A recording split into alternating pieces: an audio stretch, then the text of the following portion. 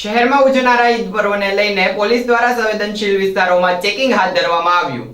શહેરમાં આવતીકાલે ઉજવનારા ઈદ પર્વને લઈને પોલીસ દ્વારા સઘન ચેકિંગની પ્રક્રિયા હાથ ધરવામાં આવી હતી, જેમાં શહેરના સંવેદનશીલ વિસ્તારોમાં કાયદો વ્યવસ્થા જળવાઈ રહે તે બાબતને ધ્યાનમાં લઈને ચેકિંગ હાથ ધરી ત્યારબાદ સુરક્ષા તથા વ્યવસ્થાની બાબતોને પણ ધ્યાનમાં રાખવામાં આવી હતી। આમ શહેરના કોઈ પણ બાધા અથવા અડચણ વગર તહેવારની ઉજવણી થાય તે બદલ ચેકિંગ હાથ ધરવામાં આવ્યું હતું।